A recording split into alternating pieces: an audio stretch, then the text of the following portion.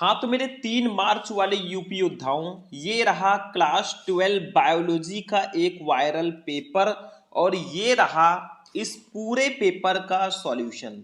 आप लोग खुद ही देख लो, जैसे ही मुझे ये बायोलॉजी का वायरल पेपर मिला मैंने इसका पूरा सॉल्यूशन लिख दिया। मतलब जितना सॉल्यूशन था इस पेपर का पूरा सॉल्यूशन मैंने लिखा है। तो अगर आप भी इस बार हो 12th में और जा रहे हो 3 मार्च को क्लास 12 बायोलॉजी का पेपर देने, तो इस वीडियो को एक बार जरूर देख लेना, क्योंकि ये जो पेपर कोड है भैया, पेपर है, इसका पेपर कोड अपने दिमाग में रख लेना। और ऐसे ही 3 मार्च 2025 को बायोलॉजी का पेपर आने वाला है। पूरे 70 नंबर के बायोलॉजी के पेपर को हम सॉल्यूशन के साथ समझेंगे।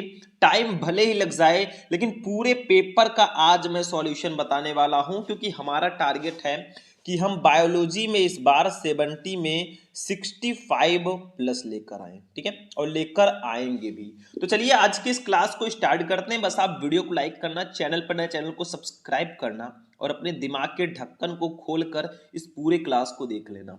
देखो, नोट प्रारंभ के 15 मिनट आपको क्वेश्चन पेपर पढ़ना है। कुछ निर्देश दिए गए हैं कि सभी प्रश्न करना अनिवार्य है। आवश्यकता अनुसार अपने उत्तरों की पुष्टि नामांकित रेखा चित्रों द्वारा कीजिए। मतलब जहां पे फिगर बनाने को दिया जाए, चित्र बनाने को दिया जाए, वहां पे चित्र भी बनाओ और प्रत्येक प्रश्न के निर्धारित अंक उनके सम्मुख अंकित है। देखो, सबसे पहले अगर बायोलॉजी के पेपर की बात करें तो सबसे पहले भैया बहुविकल्पीय प्रश्न आते हैं और ज्यादा नहीं, सिर्फ और सिर्फ 4 क्वेश्चन होते हैं और आपको 4 नंबर इसके लिए मिलते हैं। ठीक है, अभी मैं आगे आगे बताऊंगा कौन से क्वेश्चन सबसे ज्यादा आते हैं। ठीक है, देखो सबसे फर्स्ट क्वेश्चन, यानी कि सही विकल्प चुनकर अपनी उत्तर पुस्तिका में लिखिए। क्वेश्चन नंबर का है, देखो ध्यान से समझना और वीडियो को लाइक कर देना, चैनल पर नए चैनल को सब्सक्राइब कर लेना, ताकि ऐसे ही क्लासेज आपको रेगुलर मिलते रहे। देखो, प्राकृतिक चयन या वर्ण का सिद्धांत किसने प्रतिपादित किया? मतलब प्राकृतिक चयन या वर्ण का सिद्धांत किसने दिया? लैमार्क ने, वैलेस ने, बीजमान ने या डार्विन ने? तो भैया डार्विन जी ने प्राकृतिक चयनवाद या प्राकृतिक वर्णवाद को प्रस्तावित किया। ठीक है, ये जैव विकास चैप्टर का एक बहुत ही ज्यादा स्पेशल क्वेश्चन है। खा वाला देखो, टेस्टोस्टेरोन हार्मोन का स्रावण होता है, मतलब टेस्टोस्टेरोन हार्मोन का स्रावण किसके द्वारा होता है? कहां से ये स्रावित होता है? सर्टोली कोशिका द्वारा, अधिवृषण द्वारा, जनन कोशिका द्वारा या लीडिंग कोशिका द्वारा? भैया टेस्टोस्टेरोन का स्रावण लीडिंग कोशिकाओं के द्वारा होता है। ये अपने ध्यान में रखना, दिमाग में रखना भैया। लीडिंग कोशिकाएं जो है टेस्टोस्टेरोन हार्मोन का स्रावण करती हैं। मानव जनन चैप्टर का ये बहुत ही ज्यादा स्पेशल क्वेश्चन है। चलो गा वाला देखो मेरे भाई, देखो टीबी के टीके का नाम क्या है? टीबी अगर को किसी को मान लो ट्यूबरक्लोसिस हो जाता है तो उसको कौन सा टीका लगवाना चाहिए? टीबी के टीके का नाम है क्या? पीएएस, ओपीबी, बीसीजी या डीपीटी? भैया बीसीजी है। टीबी के टीके का नाम बीसीजी है। किसी को टीबी हो जाता है, ट्यूबरक्लोसिस हो जाता है, तो उसको बीसीजी टीका लगवाना चाहिए। घा वाला देखो, खाद्य श्रृंखला में मनुष्य हैं, मतलब खाद्य श्रृंखला में हम मनुष्य क्या है? उत्पादक हैं, अपघटनकर्ता हैं, उपभोक्ता हैं, या इनमें से कुछ नहीं है मेरे भाई? तो हम लोग उपभोक्ता हैं।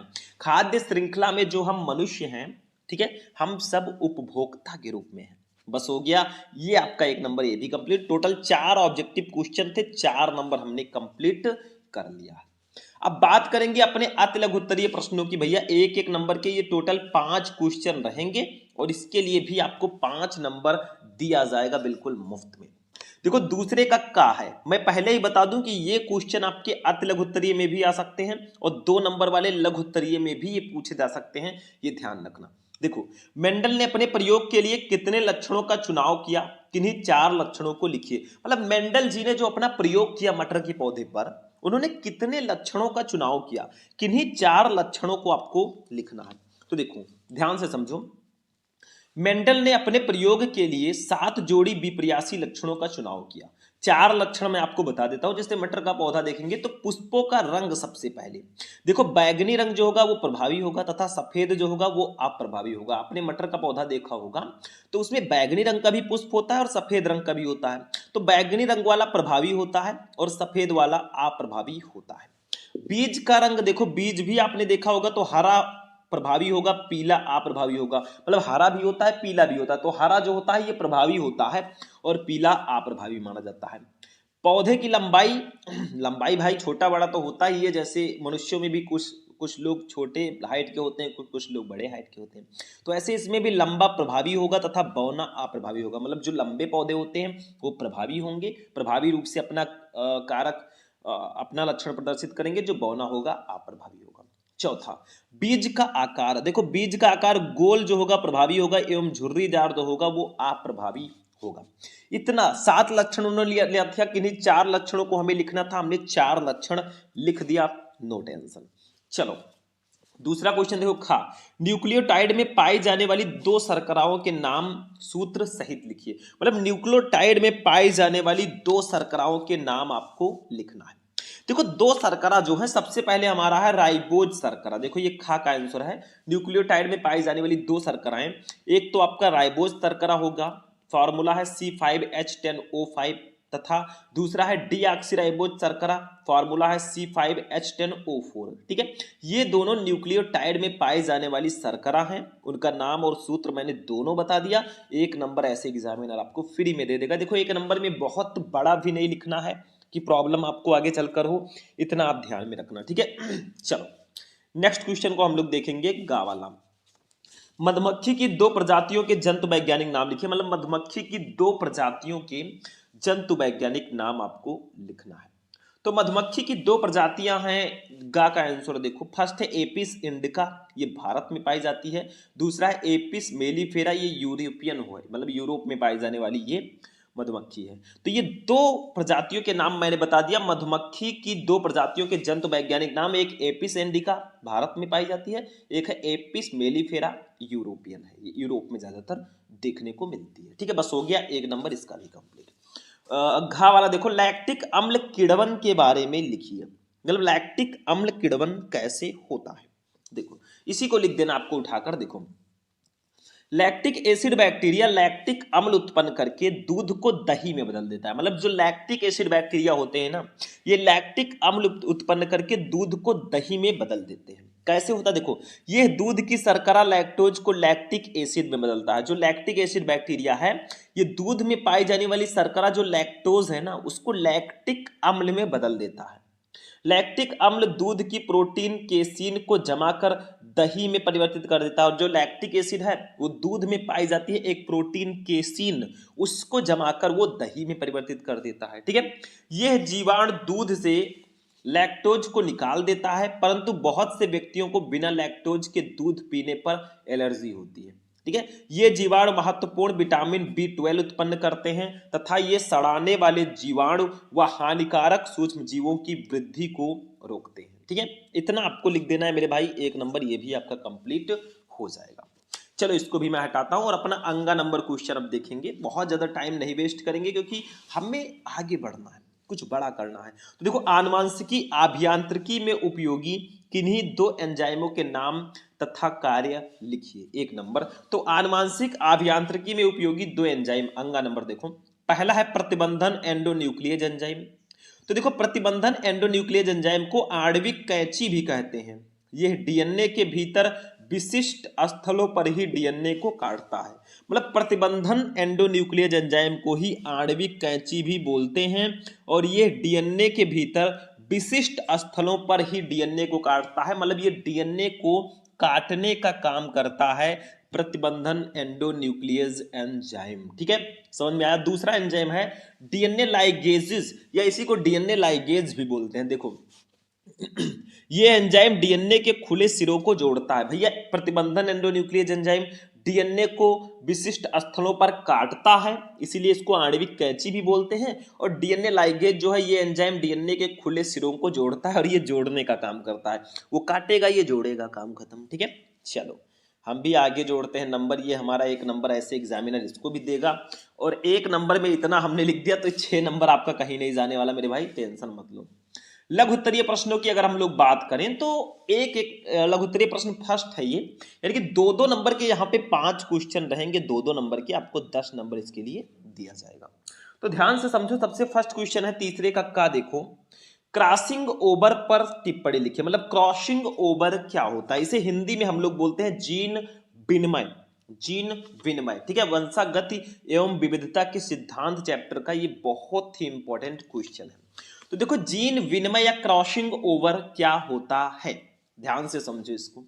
देखो कुछ लिखेंगे ऐसे, बस हमें थोड़ा सा लिख देना है, नंबर 2 आपको पूरा मिलेगा। देखो समजात गुणसूत्रों के परस्पर जुड़े हुए क्रोमैटिड्स के बीच एक या अधिक खंडों की पारस्परिक अदला बदली अर्धसूत्री विभाजन के पैकिटीन अवस्था में होती है। खंडों की इस अदला बदली को ही जीन विनिमय या क्रॉसिंग ओवर हम लोग बोलते हैं। मतलब जो समजात गुणसूत्र होते हैं ना, इनके परस्पर जुड़े हुए जो क्रोमैटिड्स होते हैं, इनके बीच एक या अधिक खंडों की पारस्परिक अदला बदली होती है, आपस में चेंजेस होती है।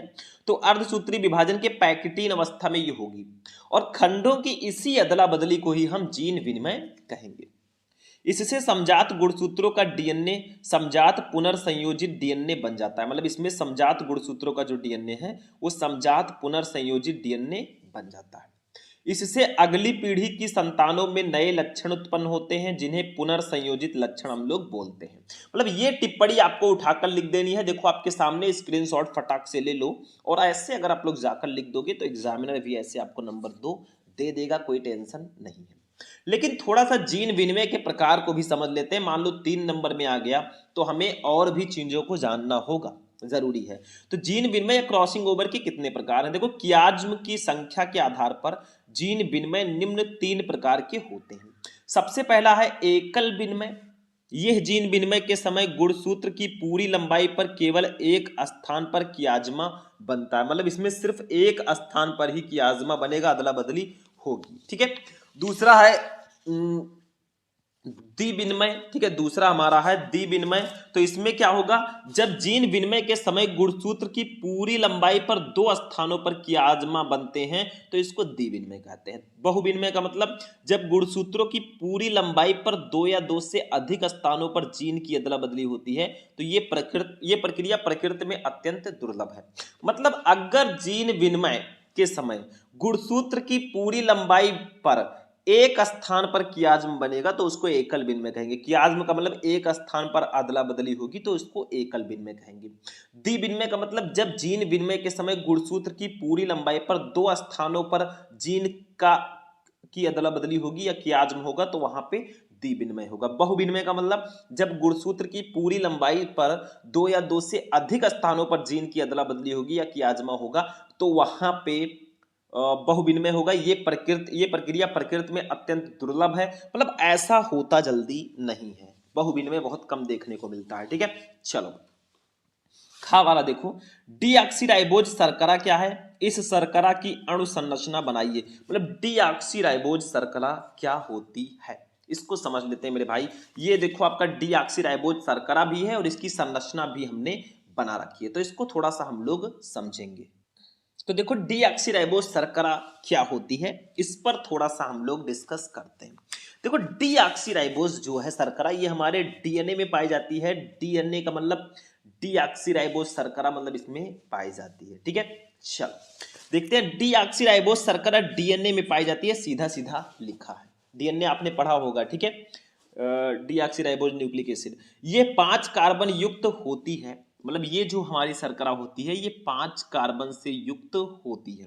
इसका 5वां कार्बन परमाणु वलय से बाहर होता है। इसका 5वां जो कार्बन परमाणु होगा वो वलय से बाहर होगा। बाहर का मतलब ये हमारा 5वां कार्बन परमाणु होगा, ठीक है। समझ में आया? आगे देखो क्या है, ध्यान से समझना। शर्करा का पहला कार्बन परमाणु हमेशा नाइट्रोजन क्षारक के साथ ग्लाइकोसिडिक बंध द्वारा जुड़ा रहता है, ठीक है। जबकि तीसरा तथा 5वां कार्बन परमाणु हमेशा फास्फेट अणु के साथ जुड़ता है। तीसरा और 5वां जो कार्बन परमाणु है वो फास्फेट अणु के साथ जुड़ेगा, ठीक है। मतलब यहां पे हमारा इस संरचना में अगर आप लोग देखें तो ये कुछ संरचना है। नाइट्रोजन क्षारक से देखो यहां पे पहला कार्बन परमाणु होगा जो नाइट्रोजन क्षारक से जुड़ा होगा, नाइट्रोजन क्षारक से, ठीक है। दूसरा कार्बन परमाणु हमारा यहां पे होगा, ठीक है, यहां पे, ठीक है। तो ये आपका दूसरा कार्बन परमाणु होगा, ठीक है। वहां पे आपका तीसरा कार्बन परमाणु यहां पे होगा, ये फास्फेट अणु से जुड़ा होगा। मैं नीचे लिख देता हूं, फॉस्फेट अणु से, ठीक है। और चौथा कार्बन परमाणु हमारा यहाँ पे होगा और पांचवा तो आपके सामने है, ठीक है। तो शर्करा का पहला कार्बन परमाणु हमेशा नाइट्रोजन क्षारक के साथ ग्लाइकोसिडिक बंध द्वारा जुड़ा रहता है। ये जो हमारा फर्स्ट कार्बन यहाँ पे छिपा है, ये नाइट्रोजन क्षारक से ग्लाइकोसिडिक बंध द्वारा जुड़ा रहेगा। जबकि तीसरा तथा पांचवा कार्बन परमाणु हमेशा फास्फेट अणु के साथ जुड़ा रहता है। ये देखो तीसरा और ये पांचवा जो कार्बन परमाणु है, ये फास्फेट अणु से जुड़ा रहता है। दो शर्करा अणु एक दूसरे के साथ तीसरे कार्बन तथा पांचवें कार्बन के साथ एक फास्फेट अणु फास्फोडाइस्टर बंध द्वारा जुड़े रहते हैं, ठीक है। यानी कि तीसरा जो आपका ये है, ठीक है, तीसरा और पांचवा जो हमारा है ना, पांचवा कार्बन वो तीसरे कार्बन तथा पांचवें कार्बन के साथ एक फास्फेट अणु फास्फोडाइस्टर बंध द्वारा जुड़े रहते हैं, ठीक है। बस इतना आपको लिख देना है और ये वाला चित्र बना देना है भैया, नंबर आपको मिल जाएगा। नोट कर लो, मैं ऐसे दिखा रहा हूं, आप लोग स्क्रीनशॉट ले लो। ये रहा, इसका ले लो स्क्रीनशॉट, ठीक है, ले लिया। अब नीचे आप लोग इतना लिख दो भैया, काम आपका हो जाएगा, ठीक है, बस हो गया। तो ये आपका क्वेश्चन नंबर खा था, ठीक है। चलो आगे बढ़ते हैं, अभी टेंशन मत लो, आगे आगे देखिए होता है क्या। क्वेश्चन नंबर गा को समझो, ये है आपका क्वेश्चन नंबर गा। देखो अनुकूली विकिरण क्या है, इसके किन्हीं तीन कारणों का उल्लेख कीजिए। अनुकूली विकिरण क्या होता है, जैव विकास चैप्टर का एक मोस्ट इंपॉर्टेंट टॉपिक है, इसको आप लोग बिल्कुल भी मिस मत करना। तो हम लोग पढ़ लेते हैं अनुकूली विकिरण को भी। देखो ये आपका टॉपिक है अनुकूली विकिरण, ठीक है। इस इंग्लिश में इसको बोलते हैं एडाप्टिव रेडिएशन। देखो क्या होता है, ध्यान से समझना। एक विशेष भूभौगोलिक क्षेत्र में विभिन्न प्रजातियों के विकास का प्रक्रम एक बिंदु से प्रारंभ होकर अन्य भूभौगोलिक क्षेत्रों तक प्रसारित होने को अनुकूली विकिरण कहते हैं। मतलब एक विशेष भूभौगोलिक क्षेत्र में विभिन्न प्रजातियों के विकास का प्रक्रम एक बिंदु से प्रारंभ होकर अन्य भूभौगोलिक क्षेत्रों तक प्रसारित होने को ही हम अनुकूली विकिरण कहते हैं। मतलब जो विभिन्न प्रजातियों का जो विकास है ना, वो एक बिंदु से प्रारंभ होकर दूसरे भौगोलिक क्षेत्र तक प्रसारित होता है, इसी घटना को हम अनुकूली विकिरण बोलते हैं। जैसे देखो ऑस्ट्रेलियाई मार्सुपियल शिशुधानी प्राणी जिसको बोलते हैं विकिरण, ठीक है, ये हो गया। देखो अधिकांश मार्सुपियल एक समान पूर्वज से विकसित हुए, सभी मार्सुपियल ऑस्ट्रेलिया महाद्वीप में विकसित हुए हैं। जब एक से अधिक अनुकूली विकिरण एक अलग अलग भौगोलिक क्षेत्र में प्रकट होते हैं तो इसे अभिसारी विकास कहते हैं। मतलब अगर एक से अधिक अनुकूली विकिरण एक अलग अलग भौगोलिक क्षेत्र में प्रकट होते हैं तो इसे अभिसारी विकास यानी कि कन्वर्जेंट इवोल्यूशन हम लोग बोलते हैं। अनुकूली विकिरण के लिए उत्तरदायी तीन प्रमुख कारण निम्न है। सबसे पहला, प्रकृति में एक जीव जाति की उत्पत्ति एक बार तथा एक क्षेत्र में होती है। मतलब प्रकृति में एक जीव जाति की उत्पत्ति एक बार तथा एक क्षेत्र में होती है, ठीक है, ये आपका हो गया। दूसरा कारण है कि किसी जाति की आबादी बढ़ने पर इसके सदस्य उत्पत्ति क्षेत्र के चारों ओर फैल जाते हैं। भैया अगर किसी जाति की मान लो आबादी बढ़ती है, जनसंख्या बढ़ती है, तो जो इसके सदस्य हैं, जो इसके मेंबर्स हैं, वो क्षेत्र के चारों ओर फैल जाएंगे। ये तो सिंपल सा है, ठीक है। तीसरा, एक ही जाति के जीवों में अलग अलग वातावरण के अनुरूप परिवर्तन होने से नई प्रजातियां बनती हैं। मतलब एक ही जाति के जीवों में अलग अलग वातावरण के अनुरूप परिवर्तन होने से ही नई प्रजातियां बनती है। तो यही अनुकूली विकिरण है और अनुकूली विकिरण के लिए उत्तरदायी तीन प्रमुख कारण भी मैंने आपको बता दिए। तो ये तीसरा क्वेश्चन था, 2 नंबर आपको इसके लिए भी मिलेगा, ठीक है। आगे बढ़ते हैं, अभी 2 नंबर का क्वेश्चन हमारा खत्म नहीं हुआ है, अभी भी क्वेश्चंस हैं हमारे पास 2 क्वेश्चन। देखो इधर, ये है हमारा घा वाला क्वेश्चन। घा वाला क्वेश्चन हमारा क्या है कि क्राई प्रोटीन्स क्या हैं, उस जीव का नाम बताइए जो इसे पैदा करता है। आखिर क्राई प्रोटीन्स होता क्या है और वो कौन से जीव हैं जो इनको पैदा करते हैं। मनुष्य इस प्रोटीन को अपने फायदे के लिए कैसे उपयोग में लाता है, ये आपको बताना है। चलिए जानते हैं। देखो क्राई प्रोटीन क्या होता है, थोड़ा सा पढ़ने में या याद करने में आपको प्रॉब्लम हो सकती है क्योंकि थोड़ा मैथमेटिकली तरीके से इसको बताया गया। क्राई प्रोटीन क्या है, देखो क्राई प्रोटीन एक विषाक्त प्रोटीन है जो क्राई जीन द्वारा कोड की जाती है। मतलब क्राई प्रोटीन एक विषाक्त प्रोटीन होती है जो क्राई जीन के द्वारा कोड की जाती है। क्राई प्रोटीन्स कई प्रकार के होते हैं, जैसे जो प्रोटीन्स जीन क्राई 1AC व क्राई 2AB द्वारा कूटबद्ध होते हैं वे कपास के मुकुल क्रिम को नियंत्रित करते हैं, जबकि क्राई 1AB मक्का छेदक को नियंत्रित करता है। मतलब ये सब नियंत्रित करने के लिए होता है, ठीक है। तो कुछ ऐसे मैथमेटिकली मैंने बताया था। आगे देखो, क्राई प्रोटीन बेसिलस थूरियनजिएसिस यानी कि बीटी द्वारा बनता है।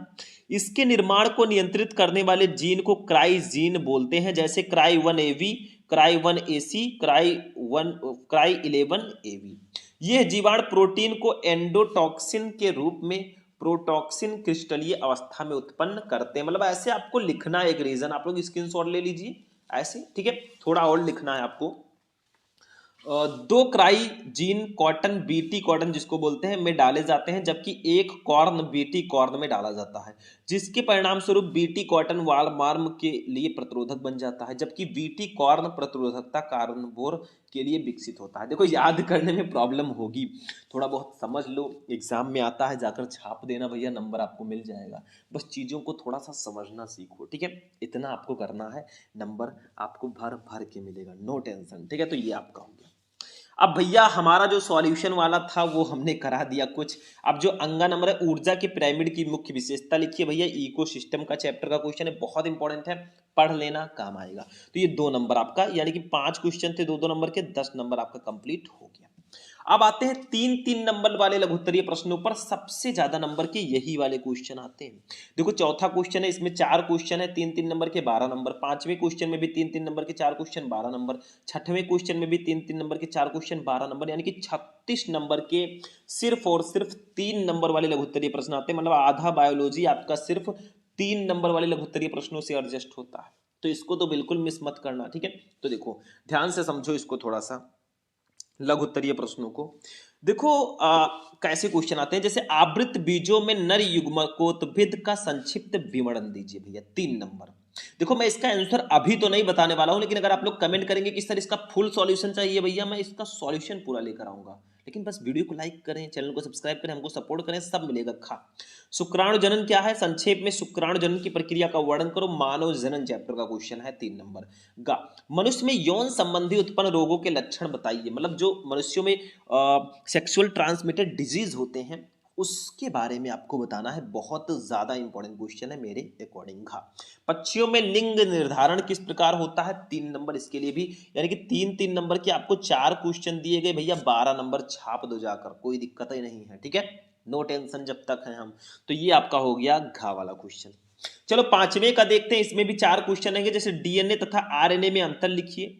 ये बहुत इंपॉर्टेंट क्वेश्चन है, डीएनए और आरएनए में अंतर, वंशागति का आणविक आधार, इस चैप्टर का ये क्वेश्चन है। लेकिन यकीन मानो बहुत इंपॉर्टेंट है। डीएनए और आरएनए में अगर आपने अंतर नहीं पढ़ा तो बायोलॉजी में क्या पढ़ा। What is the difference between DNA and RNA. DNA का full form deoxyribose nucleic acid and RNA का full form ribose nucleic acid. और इसको नहीं जानते हैं तो भैया बेकार है, मैं तो टूट गया, ठीक है। ग नंबर। खा मानव एवं कपि में समानताएं और असमानताएं लिखिए। देखो मनुष्य और कपि जो मानव थे उनमें समानताएं क्या है और असमानताएं क्या है। देखो ये जैव विकास चैप्टर का बहुत स्पेशल क्वेश्चन मेरे हिसाब से, तो इसको बिल्कुल मिस मत करना। घा गा पुनर्योगज प्रोटीन पर टिप्पणी लिखिए। पुनर्योगज प्रोटीन्स क्या होते हैं, ये भी क्वेश्चन काफी ज्यादा स्पेशल है, तो बिल्कुल से आप लोग इसको पढ़ लीजिएगा। घा घरेलू उत्पादों तथा औद्योगिक उत्पादन में सूक्ष्म जीवों के महत्व को समझाइए। मतलब घरेलू उत्पादन और औद्योगिक उत्पादन में सूक्ष्म जीव का महत्व क्या है वो आपको बताना है। शायद ये क्वेश्चन बहुत स्पेशल है। तो 3-3 नंबर के 4 क्वेश्चन यहां पर भी हैं, 12 नंबर इसके लिए भी छाप दो, ठीक है।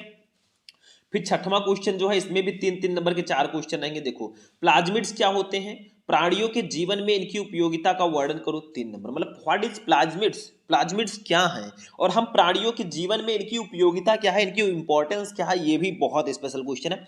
जैसे जैसे आप चैप्टर्स में आगे बढ़ेंगे ना, आपको बहुत अच्छे अच्छे चैप्टर्स, बहुत अच्छे अच्छे क्वेश्चंस मिलेंगे। देखो मैं बायोलॉजी के मोस्ट इंपॉर्टेंट क्वेश्चन की एक सीरीज चलाने जा रहा हूं, बस आप लोग वीडियो को देख लेना, आपको सारी की सारी चीजें बहुत अच्छे से समझ में आ जाएंगी, नो टेंशन, ठीक है। खा वाला पुनर्योगज डीएनए तकनीक की सहायता से इंसुलिन का उत्पादन हम कैसे कर सकते हैं, 3 नंबर। मतलब पुनर्योगज डीएनए तकनीकी की सहायता से हम इंसुलिन का उत्पादन कैसे करेंगे, 3 नंबर इसके लिए भी। गा सहोपकारिता किसे कहते हैं, सहोपकारिता क्या है, उदाहरण देकर इसको स्पष्ट कीजिए भैया, 3 नंबर। मतलब सहोपकारिता, परजीविता, सहभोजिता, ये सब टॉपिक आपके चैप्टर्स में है। आगे जब लास्ट वाले चैप्टर्स में चलोगे लास्ट के 2-3 चैप्टर में आप देखोगे तो ये सारे टॉपिक बहुत इंपॉर्टेंट है। घा वाला, वन्य जीव की परिभाषा लिखिए, इसके संरक्षण की 2 प्रमुख विधियों का वर्णन कीजिए। 3 नंबर, मतलब जो वन्य जीव होते हैं ना उसका डेफिनेशन आपको बताना है और इसके संरक्षण की 2 प्रमुख विधियों को बताना है। 3 नंबर इसके लिए भी, यानी कि टोटल कितने क्वेश्चन, 4 क्वेश्चन, 12 नंबर यहाँ पर भी। तो भैया 12 12 12 करके 36 नंबर के सिर्फ 3 नंबर वाले लघु उत्तरीय प्रश्न आते हैं। तो हमारी अदालत जो है इस नतीजे पर पहुंची है कि भैया जो 3 नंबर वाले लघु उत्तरीय प्रश्न है इतना पढ़ लो उनको ना कि सोचना ही ना रहे कि एग्जाम में कैसे, इतना ही पढ़ लोगे भैया बहुत है, पास आराम से हो जाओगे।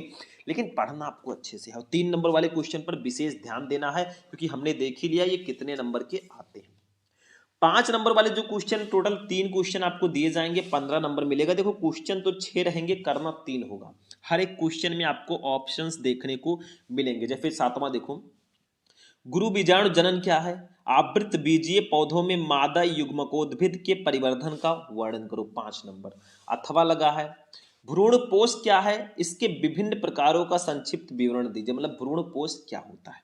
तो दोनों में से कोई एक आप लोग कर सकते हैं जो आप चाहें, कोई दिक्कत नहीं है भाई, नो टेंशन जब तक है आपके भैया शुभम। ठीक है, चलो 8वां क्वेश्चन देखो, दोनों में से कोई एक करना है। 8वां, संक्रामक तथा असंक्रामक रोग से आप क्या समझते हैं? प्रत्येक के 2-2 उदाहरण देकर इनके लक्षण, कारक एवं रोकथाम का उपाय लिखिए। मतलब संक्रामक रोग और असंक्रामक रोग दोनों को समझाना है और प्रत्येक के 2-2 उदाहरण देकर इनके लक्षण, कारक एवं रोकथाम के उपाय बताने हैं। अथवा लगा है, ये दूसरा क्वेश्चन देखो, ये दोनों क्वेश्चन मानव स्वास्थ्य एवं रोग चैप्टर के हैं और ये जो दोनों क्वेश्चन थे ये पुष्पी पौधों में लैंगिक जनन चैप्टर के क्वेश्चन थे। यानी कि ये सारे चैप्टर बहुत स्पेशल हैं इस क्वेश्चन के लिए। देखो, निम्न पर संक्षिप्त टिप्पणी करो। अगर ये वाला नहीं आता भैया ये वाला कर लो। डेंगू बुखार, फाइलेरियोसिस, मतलब डेंगू बुखार क्या होता है, क्या कारण है, कैसे होता है, इसके लक्षण क्या है, इसको सही कैसे करें, इलाज सब कुछ बताना है। फाइलेरियोसिस क्या है आपने पढ़ा होगा, ठीक है, हाथी पांव जिसको बोलते हैं। तो ये दोनों में से कोई एक करो, नंबर ले जाओ। 9वां क्वेश्चन देखो, पारिस्थितिक तंत्र कितने प्रकार के होते हैं? एक तालाब के पारिस्थितिक तंत्र के विभिन्न घटकों का वर्णन करो। मतलब पारिस्थितिक तंत्र कितने प्रकार के होते हैं, इकोसिस्टम कितने टाइप के होते हैं, और एक तालाब के पारिस्थितिक तंत्र के विभिन्न घटकों का आपको वर्णन करना है। भैया ये क्वेश्चन भी बहुत स्पेशल है। अथवा लगा है, नहीं जानते हो बेझिझक आप ये वाला कर लो। देखो, एक पारिस्थितिक तंत्र में ऊर्जा प्रवाह का वर्णन करो। ऊर्जा प्रवाह पारिस्थितिक तंत्र में कैसे होता है उसका आप लोगों को वर्णन करना है। ठीक है, तो कुछ ऐसे क्वेश्चंस आएंगे। तो हमने पूरे बायोलॉजी का पेपर जब देखा तो हमने ये जाना कि 4 नंबर के बहुविकल्पीय प्रश्न, 5 नंबर के अति लघु उत्तरीय प्रश्न, 10 नंबर के लघु उत्तरीय प्रश्न आपके 2-2 नंबर वाले रहेंगे और 36 नंबर के आपके लघु उत्तरीय प्रश्न रहेंगे 3-3 नंबर वाले और 15 नंबर के आपकी विस्तृत उत्तरीय प्रश्न रहेंगे। टोटल ऐड करो तो 36, 4 40, 10 50, 5 55 और 15 70 नंबर का आपका पूरा पेपर ऐसे कुछ हो जाएगा। तो बायोलॉजी का पेपर आज मैंने आपको बताया, ज्यादातर मैंने सॉल्यूशन भी दिया, आगे आगे मैं सॉल्यूशन देता रहूंगा, टेंशन बिल्कुल मत लेना। जाते जाते वीडियो को लाइक करना, चैनल पर नए चैनल को सब्सक्राइब करना।